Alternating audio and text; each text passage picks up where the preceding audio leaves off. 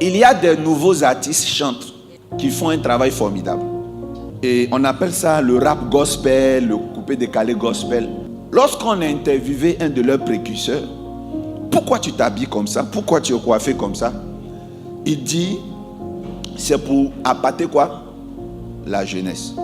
C'est un besoin pour eux d'appâter les jeunes. Mais il y a des questions qu'on doit se poser. Quel est le bilan de tout ce que nous avons fait, le déguisement là? C'est-à-dire s'habiller comme eux, faire les gestes comme eux. En fin de compte, on a terminé l'année. Qu'est-ce que ça a apporté dans les atmosphères? Quand vous regardez leur concert à la télé, coupez le son et puis regardez. Que Dieu vous parle. C'est les mêmes personnes. C'est les mêmes gestes. C'est les mêmes manières de s'habiller. Je n'ai jamais vu un homme auprès de qui Jésus passe et qui reste le même. Nous ne devons pas avoir un évangile qui passe quelque part et qui laisse les gens exactement comme ils ont toujours été. Quand je regarde la télévision, je vois que tous les efforts de notre stratégie d'évangélisation par la musique a laissé la jeunesse exactement comme elle a toujours été. Mais je suis là pour vous parler de l'impact. Ce que je veux demander aux jeunes chrétiens qui veulent essayer de faire le mouvement de l'évangélisation, de l'infiltration, d'oser un peu. Par les manières de vous habiller, par les manières de faire vos ongles, par les manières d'être. Il n'y a pas de différence. Ce n'est pas parce qu'on parle de rap gospel qu'on doit descendre le pantalon, on voit le caleçon, on fait des gestes Je vais vous dire, ce n'est pas parce qu'on parle d'infiltration qu'on va se déguiser jusqu'à se déformer.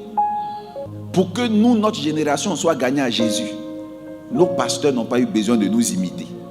L'église catholique a conquis toute l'Afrique. Ils n'ont pas eu besoin de se déguiser. Les Africains portaient des feuilles. Eux, ils portaient juste une robe blanche. Ils n'ont jamais essayé de s'habiller comme nous. Mais ils nous ont gagnés à Jésus.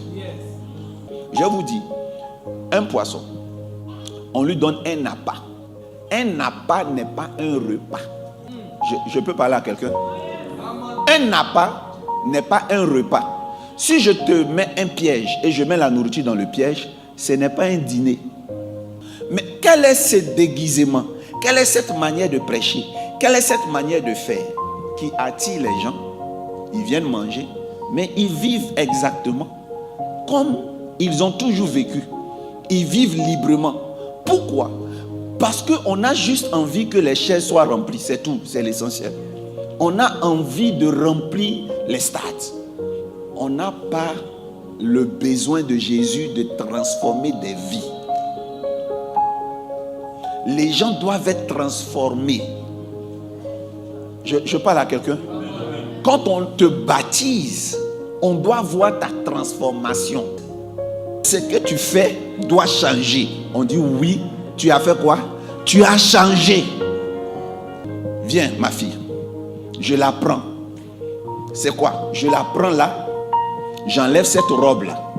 Parce que si elle va au milieu des jeunes avec cette robe, il paraît qu'on ne va pas l'écouter. Donc, je fais quoi? Je lui mets de longs ongles.